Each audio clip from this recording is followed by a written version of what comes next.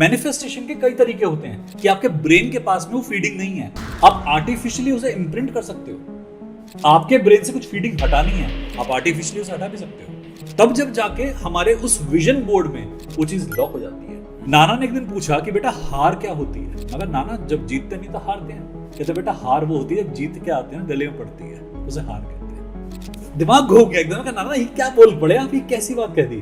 कहते बेटा आपका पर्सपेक्टिव होता है, आप या तो जीत के आते हो या सीख के आते हो। हारता तो इंसान का एटीट्यूड है। क्रिटिसिज्म का बढ़िया काम दुनिया कर सकती है।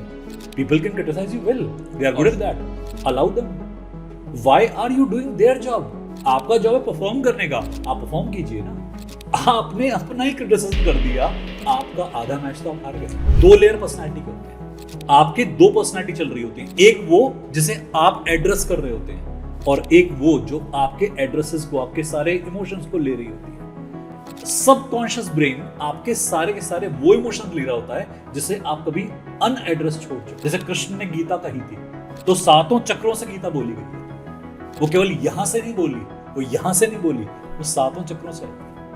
तो जब भी कभी हमारी अफर्मेशन निकलती है ना, वो 7 चक्र से निकलता है वाक्य। वो महावाक्य बन जाता है कि मुझे ये करना है और मैं करूंगा, ये चीज मेरी है, मेरे साथ कनेक्टेड फील हो रही है, ये किक दे रही है मुझे। सर मैं 1.5 घंटे एक समाधि की स्टेज में चला गया और जो मैं आपसे जॉ ड्रॉपिंग की बात कर रहा था ना, आईज को ऊपर शिफ्ट होने की बात कर रहा था, मुझे पूरा महसूस हुआ मैं बाहर खड़े होके अपनी बॉडी को।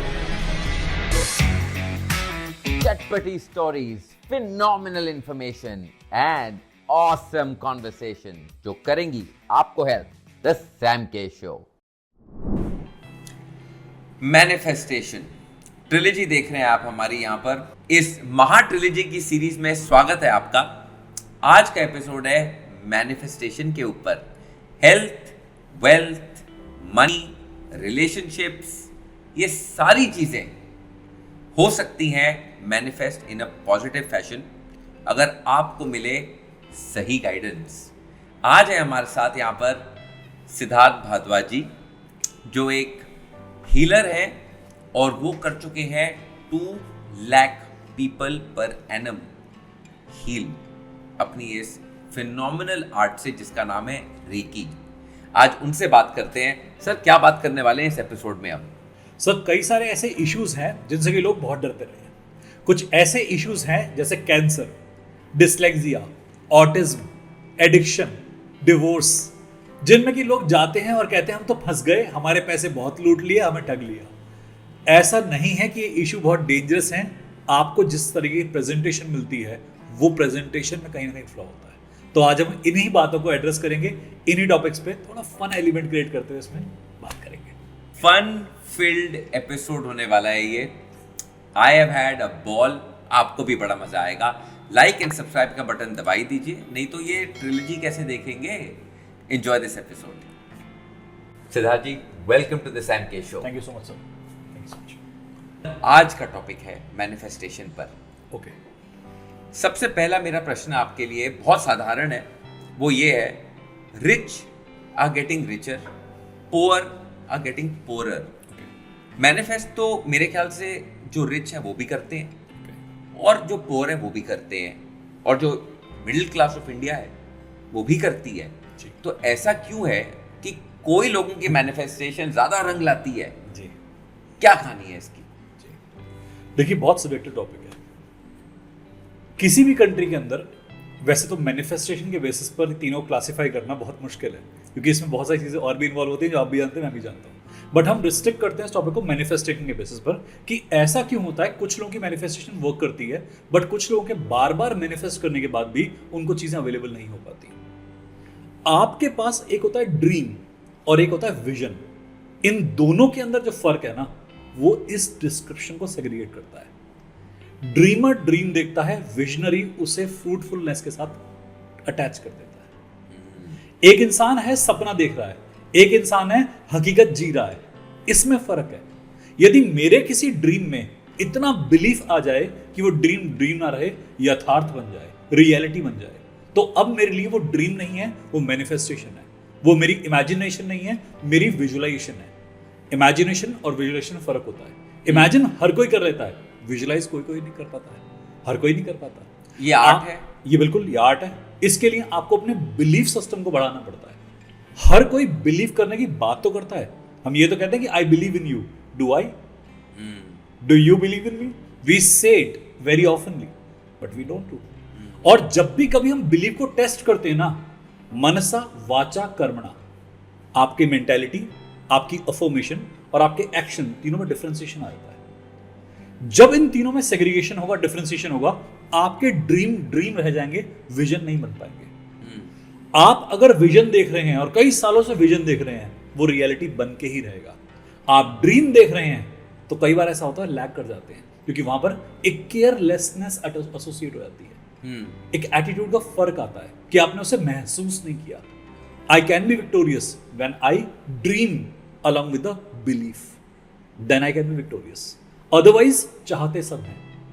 आपने कितने लोगों को देखा होगा, सुबह सुबह उठते हैं, सुबह उठने के बाद कई घंटों तक उन्हें पता ही नहीं होता है करना क्या है। और कोई इंसान सुबह उठता है ऑन द फायर, क्योंकि उसके पास विजन है, उसे पता है, ब्लूप्रिंट क्लियर है कि मुझे जाना कहां है। कोई इंसान घंटे भर तक बस बैठ के सोच रहा होता है मुझे करना क्या है आज। ड्रीम में और विजन में यही फर्क है। तो आपके पास जब एक अफर्मेशन बनती है कि आप यूनिवर्स को एक बिलीफ के साथ एक सेंटेंस थ्रो कर रहे हो, that becomes the reality. Maximum लोग इसी चीज को लैक करते हैं।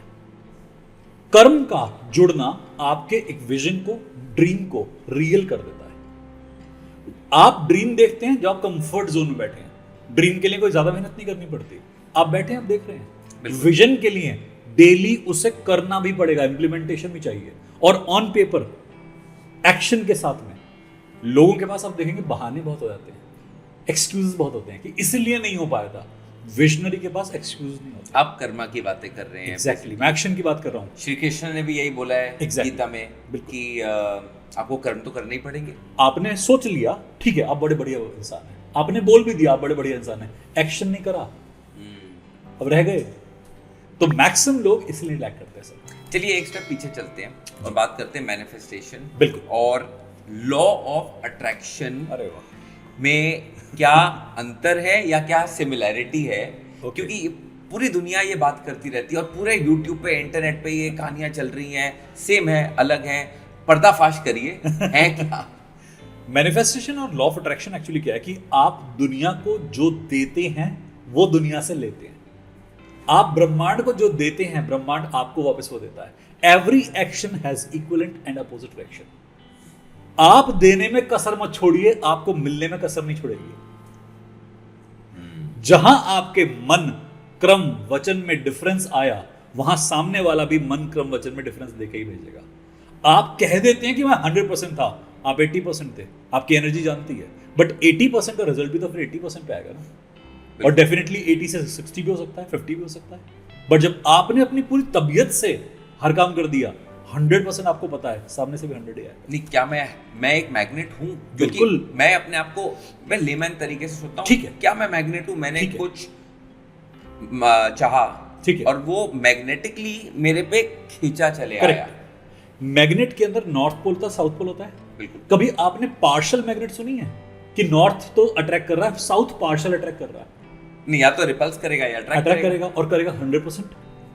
पार्शियल अट्रैक्शन या पार्शियल रिपल्शन नाम की कोई चीज नहीं होती। नहीं, जितना नॉर्थ काम करेगा उतना साउथ काम करेगा। इसे ही लॉ ऑफ अट्रैक्शन कहा दिया गया। आप जो अट्रैक्ट या रिपल्स करते हैं, लॉ ऑफ रिपल्शन भी होता है। किसी चीज को आप अवॉइड कर सकते हैं, एवर्जन कर सकते हैं, क्रिएट कि मुझे नहीं चाहिए, ये मुझे चाहिए ही नहीं।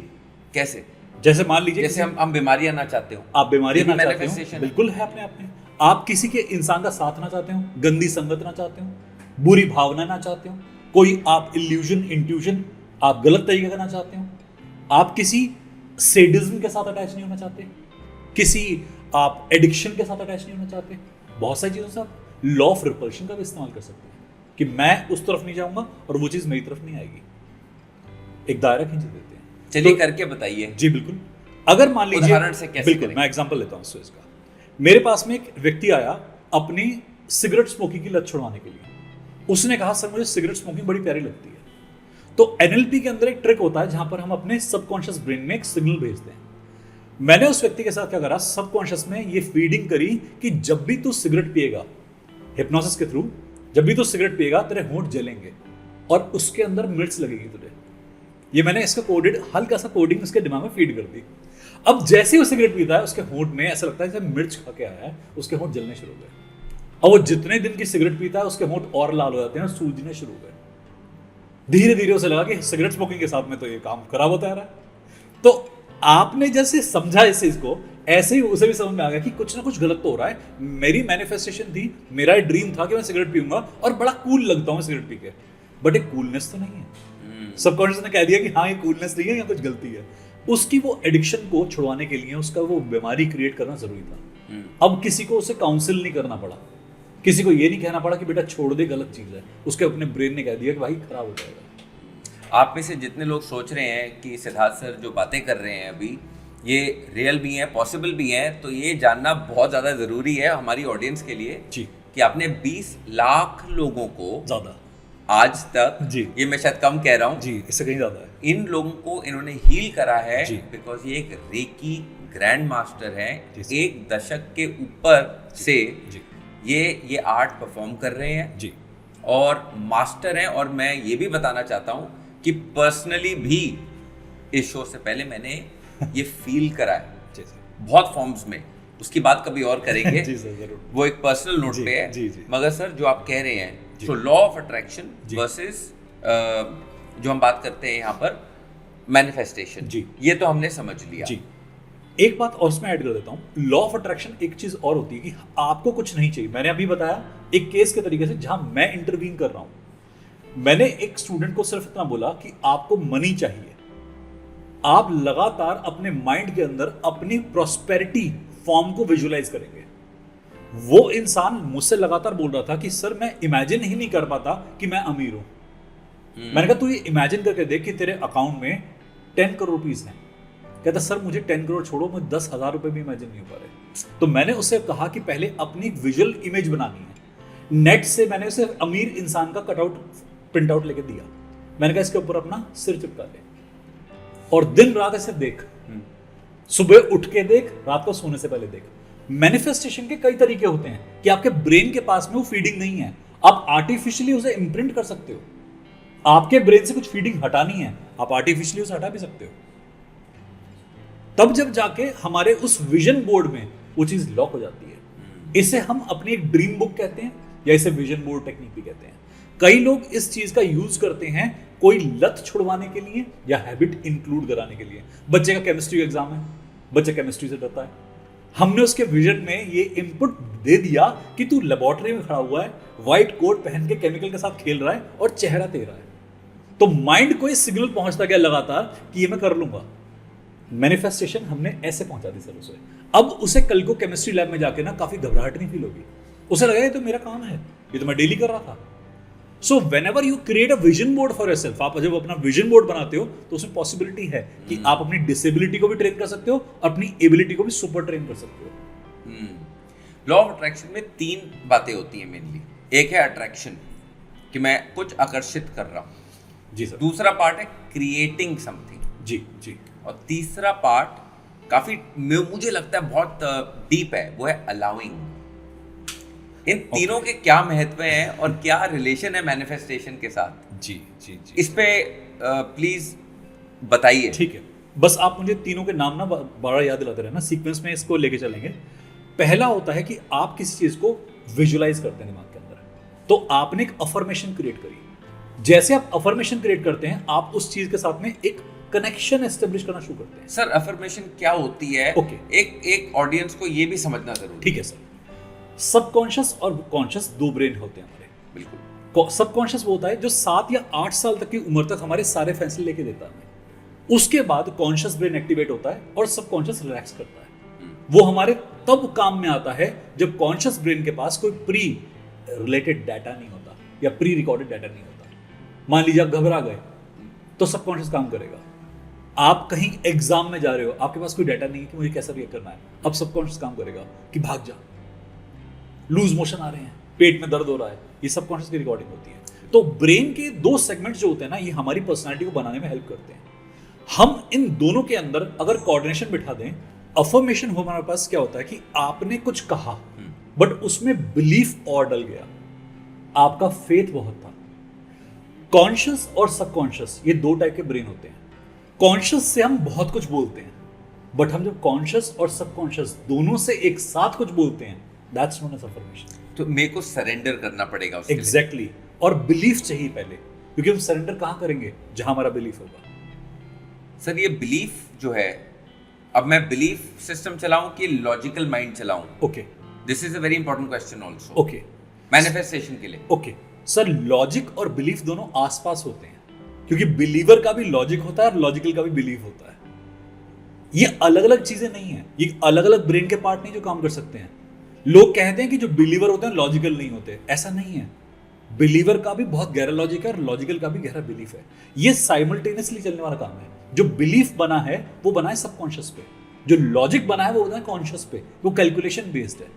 तो जहां कैलकुलेशन है वहां पर आप वर्ल्डली को एनालाइज करते हो, जहां बिलीफ है वहां आप नॉन वर्ल्डली पे बेस्ड होते हो, आप इनर की बात करते हो, आप विजिबल से इनविजिबल की तरफ शिफ्ट हो जाते हो।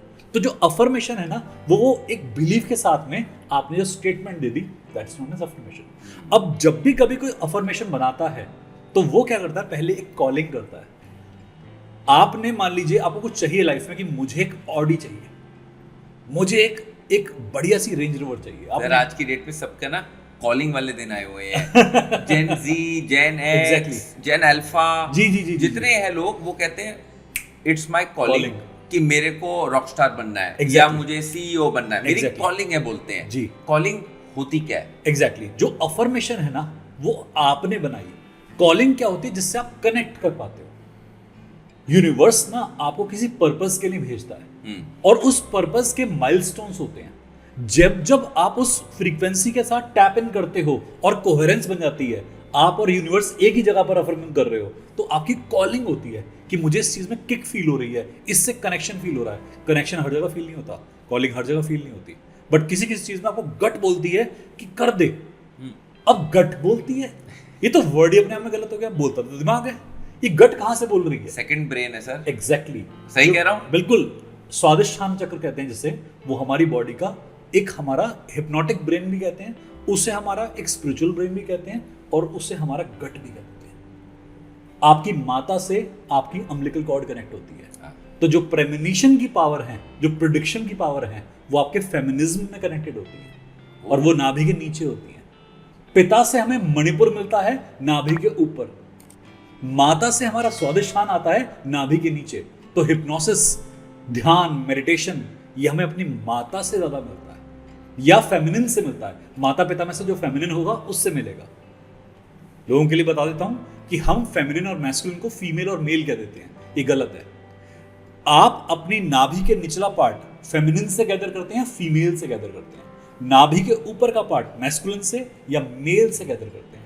तो जो लॉजिकल कंसेप्ट है नाभि से ऊपर होता है, जो इमोशनल स्पिरिचुअल कंसेप्ट है नाभि से नीचे होता है। तभी आप देखेंगे जो लोग बहुत प्रैक्टिकल होते हैं उनको कई बार होता है इस एरिया में बहुत दर्द होता है। जितने प्रैक्टिकल मैथमेटिशियंस होते हैं वो कहते हैं यार यहां दर्द हो रहा है, लिवर में स्वेलिंग सी आ रही है, कहीं कुछ डायबिटीज सा महसूस हो रहा है कि बॉडी में डायबिटीज हो गया है, डॉक्टर ने कहा हो गया है। आपको हमेशा इसके ऊपर जब भी दिक्कत आनी शुरू होती है, आपकी प्रैक्टिकलिटी हैम्पर हो रही है, इसके नीचे नाभि के नीचे चले जाएंगे, इमोशनलिटी हैम्पर हो रही है। तो आपका जो गट फीलिंग है वो आपके अफर्मेशन को बनाता है।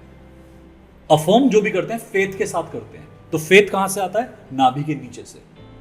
जो लोग डरते हैं उनका नाभि के नीचे अगर हीलिंग की जाए तो उनका फेथ मजबूत हो जाएगा।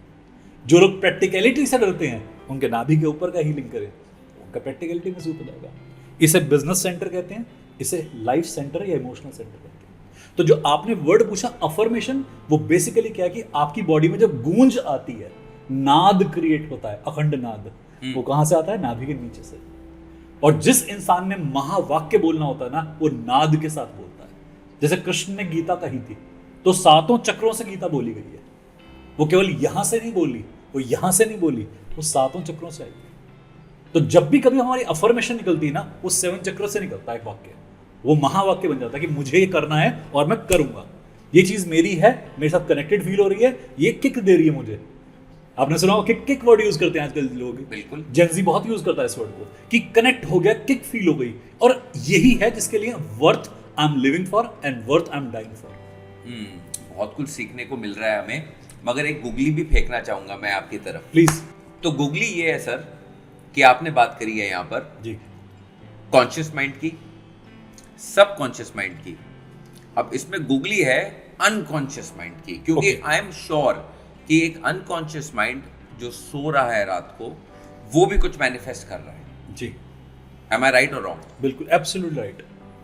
एक सुपर कॉन्शियस भी होता है इसके अलावा, जो कहीं और भी होता है। आपने एक गुगली फेंकी, मैं अपने ऊपर भी एक गुगली फेंक रहा हूं। तो यहां पर क्या है कि हमारी ना कुछ स्टेट ऑफ अवेयरनेस होती है।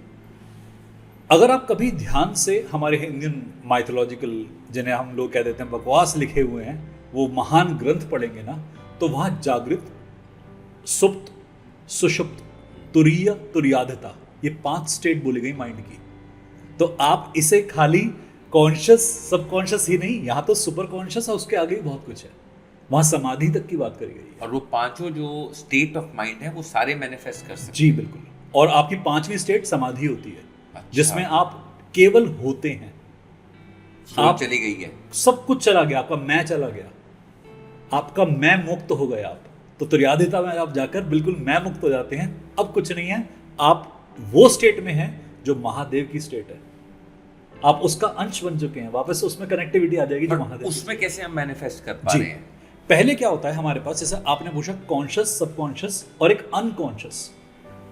कॉन्शियस वो जो अवेयर, विजिबली फिजिकल के साथ अवेयर, जब ये डिसीजन ना ले पाए, इसके पीछे एक लेयर दैट इज सबकॉन्शियस, उसको भी ऑब्जर्व करने वाला, जो कि मैक्सिमम टाइम हम टच नहीं करते और यूज भी नहीं करते नॉर्मल कंडीशंस में, that's known as unconscious.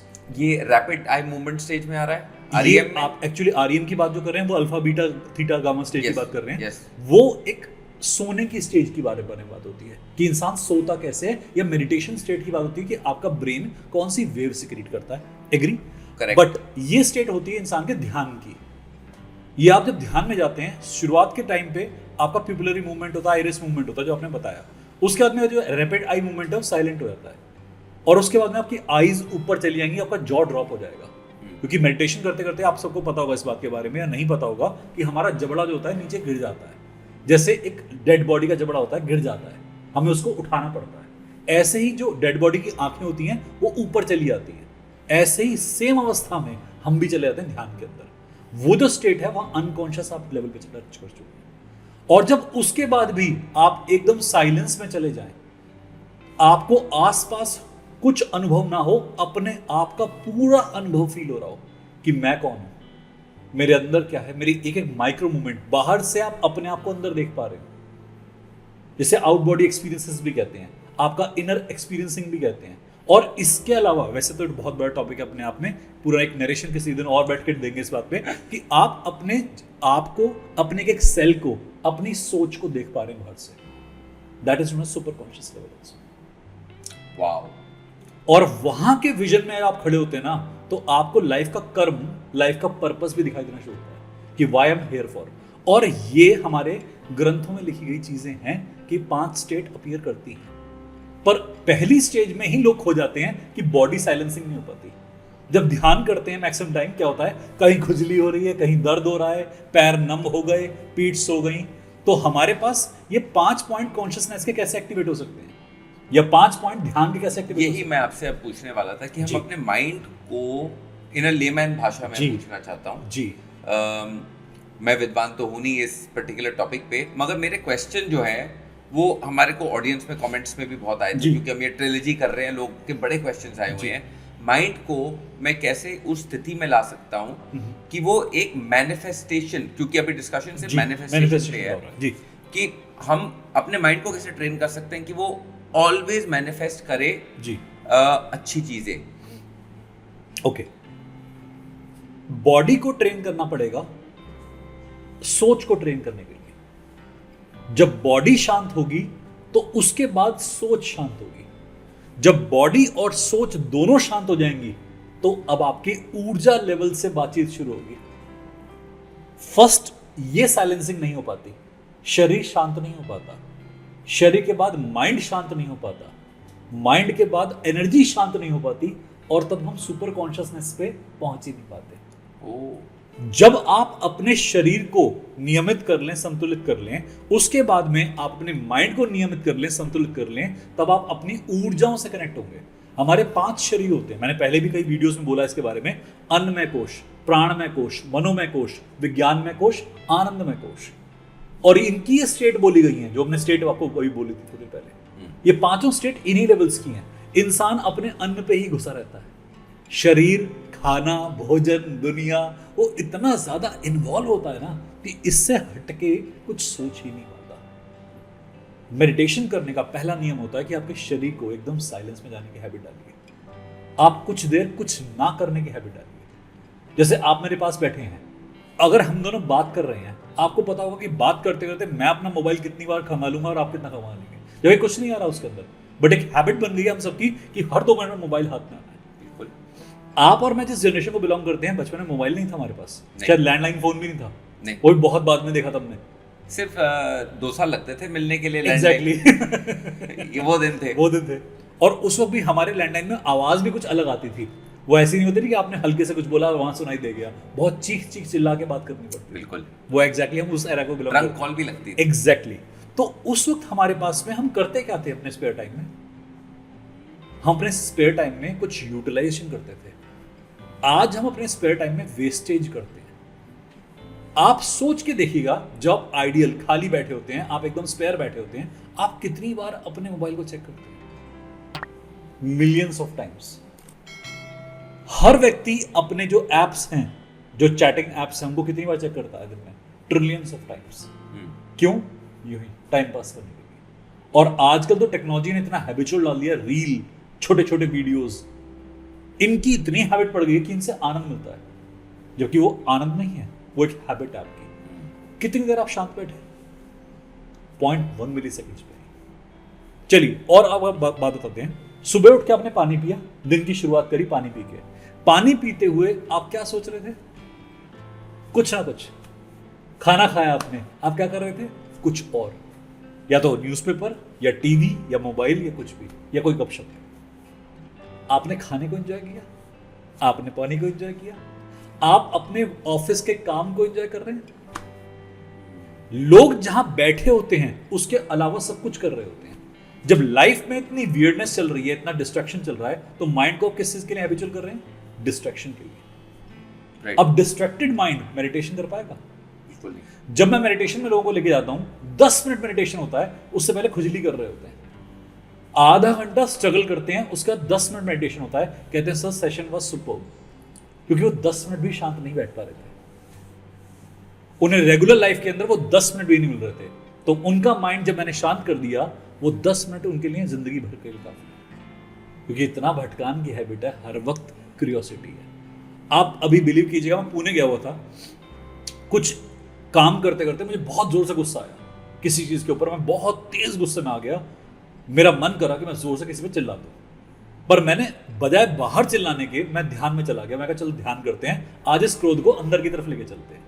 Sir मैं 1.5 घंटे एक समाधि की स्टेज में चला गया, और जो मैं आपसे जॉ ड्रॉपिंग की बात कर रहा था ना, आईज को ऊपर शिफ्ट होने की बात कर रहा था, मुझे पूरा महसूस हुआ, मैं बाहर खड़े होके अपनी बॉडी को देख रहा था। मुझे 1.5 घंटे के बाद भी उठाया गया कि आप बहुत गहरी अवस्था में बैठे हो पिछले 1.5 घंटे से, और बैठे बैठे थक जाओगे, आप उठ जाओ। तो मेरा पहला आंसर था, मुझे उठाया क्यों? मैं बहुत प्यारी स्टेज में था, मैं 3-4 घंटे ऐसे ही बैठा रहता। सर मेरी स्पाइन स्ट्रेट थी, मेरी स्पाइन झुकी हुई नहीं थी, मैं पूरे इस पोस्चर में आराम से बैठा होता 1.5 घंटे से। ना मेरे हाथ में मोबाइल थे, ना मेरा लैपटॉप था, ना कुछ था। क्रोध की उस ऊर्जा को मैंने अंदर की तरफ उतार दिया और ध्यान में कूद गया। जब बाहर आया ना सर, मेरे पास आंसर्स थे, मेरे पास प्रेडिक्शन थी, मुझे काम कैसे करना था उसकी स्ट्रेस था मेरे पास, ध्यान में जाने से पहले मेरे पास सारे आंसर्स थे उसके। पर अगर वापस चलते हैं, और एक अहम सवाल है ये, हम मैनिफेस्टेशन की बातें करते हैं, क्या मैनिफेस्टेशन नेगेटिव भी हो सकती है? ओके, क्योंकि हम चाहते तो हैं कि हम पॉजिटिव ही करें जी, मगर कभी कभार क्या ना चाहते हुए वो मैनिफेस्टेशन जी नेगेटिव बन जाती है। मैंने अभी आपको एक एग्जांपल दिया अपने ध्यान में उतरने का। मैंने क्रोध को, नेगेटिव मैनिफेस्टेशन को एक पॉजिटिव मैनिफेस्टेशन में कन्वर्ट कर दिया। ठीक, Correct. मेरा जो क्रोध था वो किसी को हर्ट करता, मैं कुछ भाषा का प्रयोग करता या कुछ शब्द ऐसे कहता जो उनको चुभते। मैंने वो वर्ड्स को अंदर उतार लिया, उस ऊर्जा को पी गया, तो मैंने मैनिफेस्टेशन के उस नेगेटिव एस्पेक्ट को पॉजिटिव में ट्रेन कर लिया। लोग क्या होते हैं कि अपने एक्सट्रीम इमोशंस में रिएक्ट कर देते हैं और वहां पर आप क्या होता है, अपनी पीक पे परफॉर्म कर लेते हो। या तो ओवर कमिटमेंट कर जाते हो, या अंडर कमिटमेंट कर जाते हो, या फिर किसी को पियर्सिंग कुछ बोल जाते हो। मैनिफेस्टेशन किसी भी तरीके से हो सकती है, नेगेटिव पॉजिटिव दोनों तरीके से। ये आपके ऊपर चॉइस है कि आप कंट्रोल कितना रखते हो। जैसे आपने क्रिबिंग और क्राइम तो बहुत सुना होगा लोगों का कि हर वक्त वो क्रिबिंग करते हैं। आप लोगों के कईयों को देखो, उनका ऊंचा उठने का मन तो करता है, बट आप अगर उनकी भाषा को सुनोगे ना, ऊंचा उठने का एक भी काम नहीं है उस भाषा में। वो अच्छे एनालिस्ट हैं, वो अच्छे बिजनेस पर्सनालिटी हो सकते हैं, बट वो अच्छे गहरे ग्राउंडेड लोग नहीं है। आपको उनको सुनने लगेगा यार इसका दिक्कत कितनी है, इसे उदास कितना है, ये परेशान कितना है। उथलापन, शैलोनेस अपीयर करती है जब आप अपनी मैनिफेस्टेशन को गलत तरीके से यूज करते हैं। और एक पहले होता है मेंटल मैनिफेस्टेशन कि यहां पर गलत विचार आया तभी तो मुंह से गलत भाषा निकली। जब विचार सही है तो यहां तक तो काम सही हो गया ना। अब जब आपका वर्ड गलत आया और आपने कह दिया मैं गलती से बोल गया, बोलना नहीं चाहता था, ऐसे कैसे हो सकता है कि आपको चाहते ना हो और आप करते जा रहे हो। कई लोग इस बात से कहेंगे, इस बात पे मेरे को, कि ऐसा हमारे साथ हो जाता है कि हम करना नहीं चाहते और हो जाता है, पर वो तीर चल गया अब। एग्जैक्टली अब वो वापस नहीं आएगा। अब मुझे एक बात बताइए कि पॉजिटिव साइड पे ऐसा क्यों नहीं होता, ये हमेशा नेगेटिव साइड पे क्यों होता है कि मैं नोबेल प्राइज नहीं चाहता था, मेरे मिल गया। कि मैं डॉक्टर बनने के लिए जो मुझे एमडीएमएस करनी थी मैं नहीं चाहता था, मैं आईआईटी का एग्जाम देता, एमडीएमएस दे दी किसी ने मुझे। ये पॉजिटिव साइड पे नहीं सुना मैंने कभी आज तक, ये मैं नेगेटिव में सुनता हूं बहुत बार। करेक्ट। तो ये क्यों हो रहा है? एग्जैक्टली क्योंकि वो जानबूझ के अपनी एबिलिटी को जो कि अंदर चल रही थी उसे एक्सप्रेस कर गए। नहीं, ऐसा भी तो होता है कि लोग जा रहे हैं कोई कार्य करने के लिए, जी, बिजनेस का कॉन्ट्रैक्ट लेने जा रहे हैं, जी, जाते जाते ही वो अपने दिमाग में पहले पॉजिटिव निकले, गाड़ी में घुसे, चाबी ऑन करी, बोला आज तो ये कॉन्ट्रैक्ट लेके आऊंगा मैं। जी, जी, आधे रास्ते ट्रैफिक में थोड़ा सा दिमाग हिल गया, किसी से झगड़ा हो गया, नेगेटिव थॉट्स आनी स्टार्ट हो गई माइंड में, बोलना शुरू कर दिया, क्या मिलेगा नहीं मिलेगा पता नहीं। जी। अब ये नॉर्मल चीजें हैं, बिल्कुल। चाहे हम एग्जाम दे रहे हैं या काम पे जा रहे हैं, कहीं भी। जी। अब ये थॉट्स, नंबर 1, इन थॉट्स के ही कारण कभी कभी हम क्या रॉन्गली मैनिफेस्ट कर रहे हैं उस एंड रिजल्ट को। देखिए क्या होता है, यहां तो आपने किसी एक्सटर्नल मोडेलिटी का नाम लिया कि आप बाहर जा रहे थे, आप ड्राइविंग कर रहे थे, बाहर से कुछ हुआ, आप घर में बैठे थे, आपका मूड अच्छा था, फिर भी आप नेगेटिव कर गए, बोल गए नेगेटिव, किसी को चुभती बात बोल दी आपने। आप तो शांत बैठे थे ना, आपका मूड भी खुश था, आप किस बात पे चिड़े हुए थे? लोगों ने आपसे पूछा मूड ठीक है, आपने कहा गुड मॉर्निंग, मेरा मूड बिल्कुल अच्छा है, फ्रेश मॉर्निंग है, अच्छा चल रहा है। बाहर से कोई एजेंसी वर्क नहीं कर रही, बट जब मैनिफेस्टेशन का टाइम आया तो आप गलत बोल गए। ऐसा कैसे हुआ कि आपका रिएक्शन आपके अंदर से भी खराब आया? चलिए एक्सटर्नल एजेंसी में तो हम कह सकते हैं कि बाहर का एक्सटर्नल इंपल्स था, कंट्रोल कर गया। लोग एक्चुअली में कई बार अपनी क्यों आया सर? हाँ, 2 लेयर पर्सनालिटी के होते हैं। आपके 2 पर्सनालिटी चल रही होती हैं, एक वो जिसे आप एड्रेस कर रहे होते हैं और एक वो जो आपके एड्रेसेस को, आपके सारे इमोशंस को ले रही होती है। सबकॉन्शियस ब्रेन आपके सारे के सारे वो इमोशंस ले रहा होता है जिसे आप कभी अनएड्रेस छोड़ चुके हैं।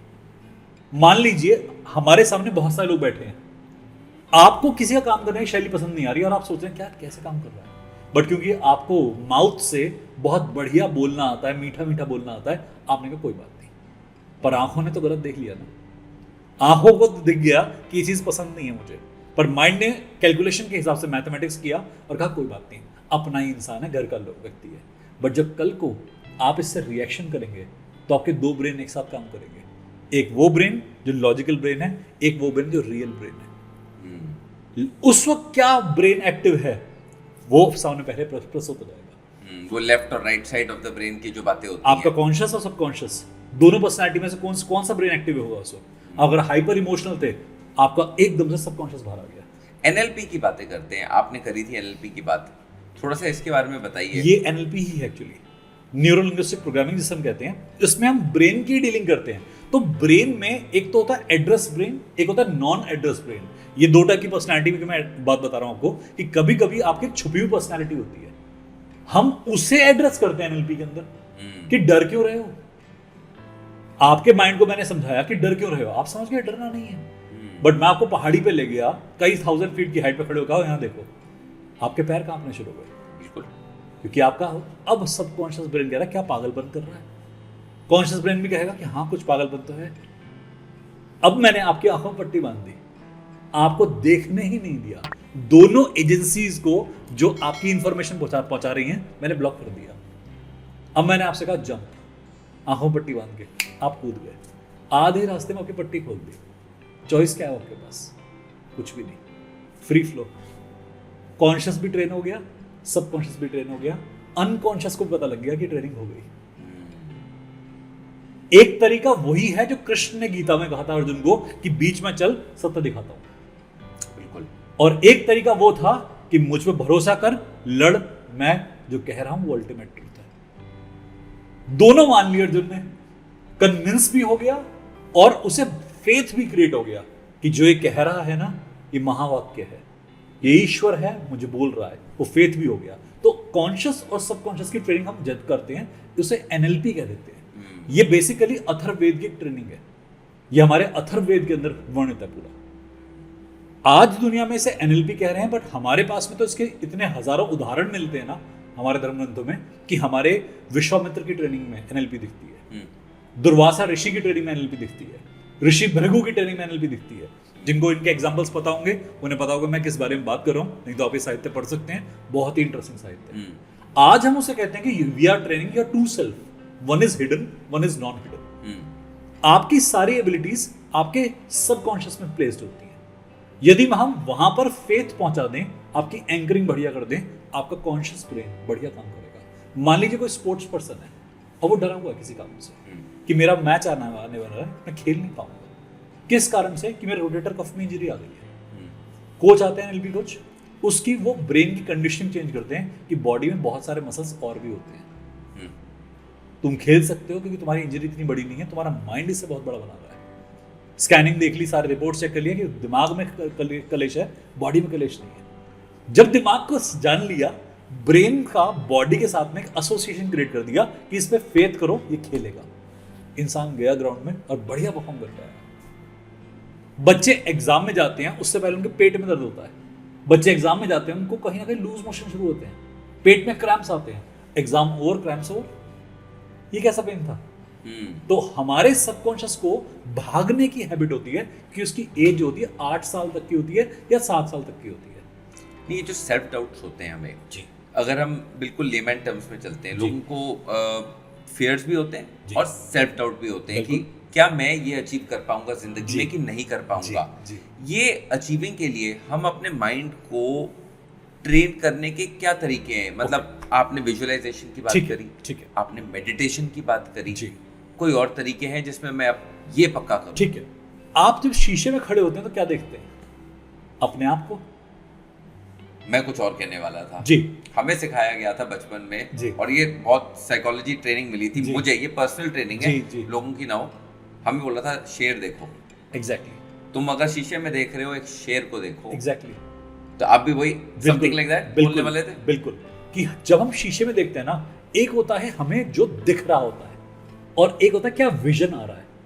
एक आपकी आई साइट है, एक आपका विजन है। जब आई साइट और विजन एक ही लेवल पे मिल जाते हैं तो अचीवमेंट हो जाती है।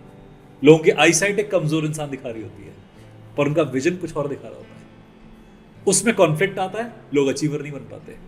जब मेरी आई साइट भी वही देख रही है जो मेरा विजन देख रहा है, मैं अचीवर हो जाऊंगा। तो आपका शीशे के अंदर का जो इमेज है, जैसे आप डेली एड्रेस करते हैं, आप जैसा उसे डिजाइन कर देंगे, दैट्स एनएलपी। मैनिफेस्टेशन का पहला रूल होता है कि अपने शीशे की इमेज को चेंज कर लीजिए। आप अपने आप को कैसा देखते हैं? यदि आप अपने आप को क्रिटिसाइज करते हैं ऑन द डेली बेसिस, तो आप अपना आधा गेम हार रहे हैं। क्रिटिसिज्म का बढ़िया काम दुनिया कर सकती है। People can criticize you well, they are good at that, allow them. Why are you doing their job? आपका जॉब है परफॉर्म करने का, आप परफॉर्म कीजिए ना। आपने अपना ही क्रिटिसिज्म कर दिया, आपका आधा मैच तो आप हार गए। बहुत बड़ी बात बोली आपने, क्योंकि एक बहुत और इम्पोर्टेंट एग्जाम्पल लोगों के लिए जानना है। लोग बोलते हैं फियर्स तो होते ही हैं, मगर फेलियर जब हो जाता है उसके साथ कैसे डील करा जाए। वेरी गुड सर, क्योंकि बहुत जब फेलियर होता है ट्रू, वो एक लर्निंग के तरफ से अगर आप करोगे तो आपको मैनिफेस्टेशन बेटर हो सकती है। बिल्कुल सर, क्वेश्चन है मेरे, आप हैं विद्वान बिल्कुल, इसमें। बिल्कुल बिल्कुल। ये मैं इसको आंसर देने का प्रयास करता हूँ। मेरे नाना जी से कुछ सिखाते थे, उस बात से स्टार्ट करता हूँ इसका आंसर। नाना ने एक दिन पूछा कि बेटा हार क्या होती है। मगर नाना जब जीतते नहीं तो हारते हैं। कहते बेटा हार वो होती है जब जीत के आते हैं गले में पड़ती है, उसे हार कहते हैं। दिमाग घूम गया एकदम। नाना ये क्या बोल पड़े आप, ये कैसी बात कह दी। कहते बेटा आपका पर्सपेक्टिव होता है, आप या तो जीत के आते हो या सीख के आते हो। हारता तो इंसान का एटीट्यूड है, उसकी ईगो हारती है, उसका घमंड हारता है। कितनी बड़ी चीज है। एग्जैक्टली और ये एनएलपी है। इस बात के अंदर मुझे आज भी अपने नाना को सेंटेंसिंग फ्रेम बाय फ्रेम याद है कि मैं किसी काम में हार गया था पहली बार अपने अकॉर्डिंग। नाना कहता बेटा तू हारा नहीं है, तेरा लेसन मिला है। तू लेसन पे फोकस नहीं कर रहा, तो अपनी ईगो पे फोकस कर रहा है कि पब्लिक के सामने मुझे ये होगा वो होगा, मुझे लोग ऐसे कहेंगे। तू इस पर फोकस करेगा तो पब्लिक क्या फोकस करेगी। तू इस पर फोकस कर कि तूने क्या सीखा, किस पॉइंट पर तू कम रह गया, कहां तुझे और मेहनत करनी है। तो सर फेल्योर में ना हम समझते हैं इंसान हारता है। इंसान कभी हारता नहीं है, सोच हारती है, ईगो हारता है। और उस सोच को और ईगो को हम अपने ऊपर कैरी फॉरवर्ड कर लेते हैं, मुझसे ना हो पाएगा। अगर तुमसे ये नहीं हुआ तो फिर किससे होगा। एक स्विच टेक्निक आती है, सुना है जी, पता नहीं कितनी रेलेवेंट है जी। सुना है कि एक स्विच टेक्निक होती है जिसमें हम हर चीज को इरेज कर सकते हैं। एनीथिंग जो फेलियर रिलेटेड जी, है जी। वो अपने माइंड से ऐसे ली और जी। साइड पे फेंक दी। बिल्कुल, कुछ है ऐसा? स्विच वर्ड्स होते हैं, स्विच नंबर्स होते हैं, स्विच कंडीशनिंग्स होती हैं। अच्छा। कि आप जैसे मेरे पास मैंने कैंसर का ट्रीटमेंट किया था। कैंसर हमारे पास जैसे पेशेंट आते हैं उनका, वो 4th स्टेज कैंसर था, लास्ट स्टेज कैंसर मेरे पास आया था। और मैंने उसको कैंसर वर्ड को किसी और वर्ड से रिप्लेस करने को बोला था। मैं कहा आप देखो मृत्यु तो आने वाली है, ये तो तय है डॉक्टर के हिसाब से कि अब जाने वाले हो। मैं क्यों ना एक ट्रायल पे मरे, मैं अच्छा है ट्रायल करते करते तुम भी मर जाओगे, मेरे को भी एक एक्सपीरियंस हो जाएगा। कहता सर ठीक है। मैं अपने पेशेंट के साथ काफ़ी कॉमेडी से बात करता हूँ, तो ये मेरा तरीका है उनसे बात करने का, क्योंकि कैंसर काफ़ी सीरियस बीमारी है, उन्हें नॉन सीरियस कर देंगे बेटर होता है। बिल्कुल। तो मैंने कहा काम करते हैं, आज से कैंसर को कैंसर नहीं बोलेंगे। कहता क्या बोलना है सर। मैं तू जो दिमाग में नाम आता है वो बता दे। उसे नाम दे टॉमी, उसका फेवरेट नाम नहीं है टॉमी। कहता वही टॉमी हो गया है। और वो टॉमी गया और हंसे। जितनी बार वो कैंसर कहना चाह रहा था उसने उसे रिप्लेस करा टॉमी वर्ड से। बार बार टॉमी कहते कहते ना एक्चुअली वो कैंसर वर्ड बोलना ही भूल गया। और अब उसने मजाक के तौर पे कहना शुरू कर दिया। पहले वो कैंसर बोलते सीरियस था, लोग कहते तुम्हें कैंसर हुआ, कहता नहीं टॉमी हुआ। अब लोग भी हंस रहे हैं, वो भी हंस रहा है। उसने फेरोमोन्स क्रिएट कर दिए, हैप्पी हार्मोन्स। कैंसर से आपके अंदर नेगेटिव हार्मोन्स बनते हैं, आपके सप्रेसिंग हार्मोन्स बनते हैं। उसने उस वर्ड को ही स्विच कर दिया।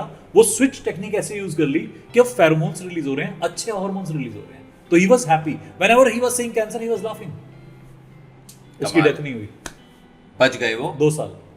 Congratulations, I must congratulate you. तो बहुत और एक्चुअली में उनकी डेथ 2 साल बाद हुई, बट अब वो कैंसर से नहीं गए, अब अपने लाइफ की खत्म होने की श्रृंखला से गए। Journey. उनकी बॉडी की जर्नी ओवर हो गई थी, Journey over. उनकी इस संसार की जर्नी ओवर हो गई थी, उससे गए। अब कैंसर के भय से नहीं गए। पर वो जब इंसान आया था, उसे ये डॉक्टर ने कहा था कि 2 हफ्ते तुम्हारे पास हैं। वो बहुत डरा हुआ इंसान था। इस एक छोटे से वर्ड ने उसको चेंज कर दिया। तो मैनिफेस्टेशन जिस पे हम बात कर रहे हैं कि अगर आप कैसे वर्ड यूज करते हैं। मुझे कोई चीज डरा रही है, ये मेरे ऊपर है, मैं डरूं ना डरूं। आप किससे डर रहे हैं? पैसे से डर रहे हैं, आप पैसा वर्ड ही स्विच कर दीजिए। आप नेगेटिव चीजों से डरते हैं, आपको उसको स्विच कर दीजिए। मेरे पास अभी एक रिसेंटली क्लाइंट आया, उसके पापा ने केस बताया कि मेरे बच्चे के अंदर एक एनर्जी घुसी हुई है। आते हैं हमारे पास बहुत सारे कि पोजीशन बेस्ड केसेस आते हैं। कोई एनर्जी है, बात करती है, एड्रेस करती है, दिक्कत है। मैंने कहा बेटा अगर मैं तेरी जगह होता ना तो मैं इस एनर्जी की बैंड बजा देता। कहता कैसे? कहते एक तो मेरी बॉडी में घुसी हुई है, मेरी परमिशन से बाहर निकल पाएगी अभी, इसे मेरी जरूरत है अपने एक्सप्रेशन के लिए। पहले तो मैं अकेला था, अब ये मेरे साथ में। बिल्कुल। तो मैंने कहा कि मैं अपने से एडवांटेज के लिए मैनिपुलेट कर लेता, ना कि ये मुझे मैनिपुलेट कर पाती। बच्चा बहुत देर तक हंसता रहा। बच्चा कहता सर मुझे बचा लो, बस इससे दूर कर दो। उसके फादर हंसना शुरू कर, कहते सर मैं समझ गया आप क्या कर रहे हो। मैं कहा सर ये मैनिफेस्टेशन का खेल है पूरा। डॉक्टर्स ने कहा बाइपोलर है, किसी ने कहा शिजोफ्रेनिया है, किसी ने कहा डीआईडी, डिसोसिएटिव आइडेंटिटी डिसऑर्डर है उसके अंदर, कुछ भी नाम। बच्चे के साथ हमने वो 15 दिन टेक्निक करी। ये 2 केसेस आए थे मेरे पास, बैक टू बैक आए थे, और दोनों में बिल्कुल सिमिलर टेक्निक यूज करी, और बाई चांस उनकी बातें भी बहुत कॉमन थी। एक केस अभी हॉल्ट पे है, उनसे काफी दिनों से बात नहीं हुई है। जिस दूसरे केस की बता रहा हूं, उस बच्चे को इतना मजा आना शुरू हो गया, कहता सर बहुत मजा आ रहा है इस एनर्जी के साथ में। कहता है इस एनर्जी के बगैर ना बोरिंग फील करता हूं, मैं तो सारा दिन पंगा लेता हूं उससे कि कहाँ है बता बाहर आके। बच्चे ने उस फन पार्ट को करना शुरू कर दिया। पिता ने कहा था कि ये फिजिक्स केमिस्ट्री बायोलॉजी नहीं पढ़ पाता, इससे मैंने मेडिकल बैकग्राउंड दिलाई है, मेडिकल में जाना है इसे। अब बच्चा जबरदस्त पढ़ाई कर रहा है। क्या बात, एनर्जी भी अंदर ही अभी भी। जब वो आया था कहानी यही थी, दोनों की कहानी यही थी। आपने मगर बात करी जैसे हॉर्मोन्स के ऊपर, जी ये मैं आपसे पूछने वाला था जी। मैनिफेस्टेशन जब हम करना ट्राई करते हैं जी, तो ये जो हम ट्राई कर रहे हैं हार्मोनली हमारे से, क्या हमें एंडोर्फिन्स या हार्मोन्स कौन से सिक्रीट करने चाहिए जिससे हम राइट मैनिफेस्टेशन कर पाए? और वो करने के लिए हमें क्या करना चाहिए? अगेन लेमन टर्म से एक और चीज पूछना चाहूंगा इसी में जुड़ी हुई, क्योंकि हम जिम जाते हैं समटाइम्स, तो जब हम जिम जाते हैं तो जो हमारा हार्मोनल बैलेंस है वो बहुत एक अच्छे लेवल पे आ जाता है, और एंडोर्फिन्स जो हमारे बॉडी में इमिट होते हैं, जो डोपामीन की बात होती है, जो आता है, जो जिसका रश आता है, वो पॉजिटिव इम्पैक्ट देता है हमें जी। तो मैनिफेस्टेशन में इज दैट, इनका क्या कोरिलेशन है? जी, आपने जो कहा वो एड्रेनलिन रश है, वो एपिनेफ्रिन भी कहते हैं उसे, कि वो हार्मोन आपका हाई होता है तो आपको रश आता है, रेज आता है, आप उससे काम करते हो। देखिए क्या होता है, पहली बार हम जब जिम में जाते हैं ना, तो वहां लगा होता है शीशा कि अपनी औकात देखो। अब आपकी औकात कैसी है आपकी निगाह में, वो आपका जिम का रिजल्टेंट है। जिसकी अपनी औकात बहुत शैबी है, बहुत डल है, उनका जिम जाना सफल नहीं हो पाता। और जो अपनी आंखों में आंखें डालकर डेली उस एंगर, उस रेज, उस ईगो, उस पंपिंग को, उस एड्रेनलिन को फील करता है, वो ट्रांसफॉर्मेशन भी होता है। तो पहली चीज होती है आंखों में आंखें डाल के देखना, एक मैनिफेस्टेशन ब्रेन से कनेक्ट करके एस्टेब्लिश करना। उसके बाद बॉडी सुनती है। आपने जब अपने सेल्फ इमेज को बना लिया, मेंटल इमेज क्रिएट कर ली सेल्फ के लिए कि मुझे ये दिख रहा है मेरे बॉडी में, अब बॉडी के लिए कितना मुश्किल रह गया है, वहां तक पहुंचना ही तो है। ब्लूप्रिंट था ना, बन गया। जिनके पास ब्लूप्रिंट ही नहीं है, अब वो क्या बनाएंगे? तो हर मैनिफेस्टेशन सर ये आपके हार्मोन से बेस्ड होती हैं, बट आपकी मेंटल कंडीशनिंग आप खुद कर सकते हैं। एक टेक्निक और सिखाता हूं, बहुत सिंपल टेक्निक। मैं मॉर्निंग मेडिटेशन कराता हूं, तो हमारे पास मॉर्निंग मेडिटेशन होता है मंडे, वेडनेसडे, फ्राइडे को सुबह 5 से 6 बजे। बहुत सारे लोग ज्वाइन करते हैं सर, और हमने उसका प्राइस भी रखा 999 रुपीज पर मंथ। एक पिज्जा के प्राइस से भी नीचे, और पूरे मंथ का, ताकि हर कोई अफोर्ड कर सके। बच्चे भी स्कूल के आते हैं हमारे पास वहां पर। तो वहां पर मैंने एक दिन कहा कि आज आप हंसेंगे। ये बुद्धिज्म की टेक्निक है, ये ताओइज्म की टेक्निक है। मैंने कहा 1 घंटा आपको सिर्फ हंसना है। कहते ये कैसे हो पाएगा? पहला डाउट सुनेगा, ये कैसे हो पाएगा, 1 घंटा कैसे हंसेगा? मैं कहा 1 घंटा, अगर रोने को बोल देंगे तो 1 घंटा भी कम पड़ जाएगा, सारे दिन रो सकते हैं। मैं कहा आपको किसी भी चीज को विजुलाइज करना है और उसके कपड़े बदल दो। मुझे मेरा बॉस पसंद नहीं, मैंने बॉस को हगीज में विजुलाइज कर लिया। अब मैं उसको देखकर जब भी देखूंगा मुझे हगीज में बॉस दिख रहा है, स्ट्रेस मेरा गायब हो गया और मैं हंस रहा हूं। आपने मुन्ना भाई देखी है? बिल्कुल। उसमें जैसे बोमन ईरानी हंस रहे होते हैं, exactly. और लोग उनको देख के हंस रहे हैं, exactly. कि वो क्यों हंस रहे हैं? exactly. ये बुद्धिज्म का टेक्निक है, इसे इनर लाफ कहते हैं। आपको हर चीज रुला सकती है, पर जब आप उस रुलाने वाली चीज को हंसाने में कन्वर्ट कर दो ना, you have master yourself. Power of manifestation. Exactly. Vision board है आपका। अब आपने एक्शन का रिएक्शन चेंज कर दिया।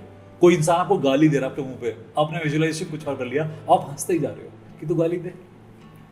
आपकी हंसी नहीं रुक रही, और अब उसे ये दिक्कत होगी आपसे कि इतना हंस क्यों रहा है गाली खा के, क्योंकि वो एक्शन का रिएक्शन वेट कर रहा था। चिढ़ेगा। Exactly. This is conditioning of mind, कि आपका रिएक्शन आपके हाथ में है। दुनिया आपको पोक करेगी, दुनिया आपको डिप्रेसिव बना सकती है। आप कह सकते हैं कि डिप्रेशन है, एंग्जाइटी है। डिप्रेशन और एंग्जाइटी का सबसे बढ़िया रेमेडी होता है ये, अपनी मैनिफेस्टेशन के स्किल को बढ़ा दीजिए, अपना इनर प्रोजेक्शन। जिन चीजों पर रो रहे थे ना, उन्हें कुछ कॉमेडी कर दो। हिम्मत लगती है सर, इसमें हिम्मत लगती है बहुत, क्योंकि यहाँ इमेजिनेशन करनी पड़ती है और आपको अपने कुछ करना पड़ता है। कई लोग कहते हैं सर ऐसे कैसे हो सकता है कि हम हर वक्त हंसते रहें।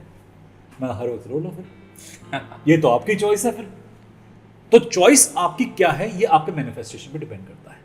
Inner laugh is a technique which everyone can practice, और स्पेशली जो स्टूडेंट्स हमें सुन रहे हैं, जो अपने बच्चे अभी IAS PCS के एग्जाम की तैयारी कर रहे हैं, इंजीनियरिंग मेडिकल की तैयारी कर रहे हैं, वो इस टेक्निक को बहुत यूज करेंगे, क्योंकि वहाँ स्ट्रेस बहुत ज्यादा होता है सर। बिकॉज मैनिफेस्टेशन एक्चुअली लोग करना चाहते हैं हर लेवल पे। जी, बिल्कुल। I mean there is personal relationship based manifesting, there is health manifesting, there is money manifesting. आपकी बात से मुझे याद आया, एक मेरे पास बच्ची आई थी, कहती मेरी सास ने बहुत दिमाग खराब कर रखा है। सास का इशू तो बहुत सारी बहुओं को होगा जो मेरे को भी सुनेंगी। मैंने कहा अपनी सास को ऐसे कुछ विजुलाइज कर लो किसी अतरंगी चीज में। उसने मुझे बताया कि मैंने सास को अपनी, उसने, मैं बता नहीं सकता उसने क्या विजुलाइज करा, बताना पड़ेगा सर थोड़ा सा, हमारी ऑडियंस भी थोड़ा सा। उसने अपनी सास को बीच वियर पे विजुलाइज कर लिया, और जब भी सास सामने आती वो उसे विजुलाइज करना शुरू कर गई। सर वो इतना हंस रही थी, कहती सास का मुंह देखते भी हंसी छूटती है, मैं उन्हें देख नहीं सकती। कहती वो मेरे सामने आती हैं, वो मुझे अपशब्द बोलती हैं, कुछ चढ़ाने के लिए बोलती हैं, और मुझे बीच वियर याद आ रहा है उनका। मैंने बिकिनी में इमेजिन कर लिया, और वो लगातार हंसे जा रही है अपनी सास का मुंह देखकर।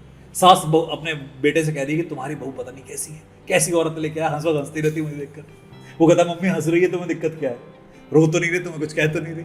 सो आपकी इनर इंजीनियरिंग को आप चेंज करते हो ना, मैकेनिज्म को चेंज करते हो इस तरीके से, that gives you a power. चलिए जी, मैनिफेस्टेशन पे अगर हम करते रहे बात तो मेरे ख्याल से हम 2 और दिन बात कर सकते बिल्कुल सर, हैं। बिल्कुल। आपका मेरे काफी क्लोज है ये टॉपिक जी बिल्कुल। क्योंकि लोगों को, जैसे प्रोग्राम की शुरुआत में भी मैंने बोलना चाहा था जी, कि दुनिया किस नजरिए से देखनी है वो हम डिसाइड कर सकते हैं, बट अपने माइंड को कंट्रोल करेंगे तभी कर सकते हैं। Thank you sir for coming all the way. Thank you so much. Trilogy चल रही है हमारी, Thank you. बाकी 2 एपिसोड्स भी एवरीवन हमारे नज़र के ऊपर एक धमाल कमाल एपिसोड है, ज़रूर देखना। और पास्ट लाइफ पे भी एक फिनोमिनल हमने यहाँ शो करा है with sir, and enjoy all the shows. Like and subscribe करिए हमारे चैनल को। See you soon. Subscribe and notification की घंटी दबाइए और ये अगला शो जरूर देख के जाइए।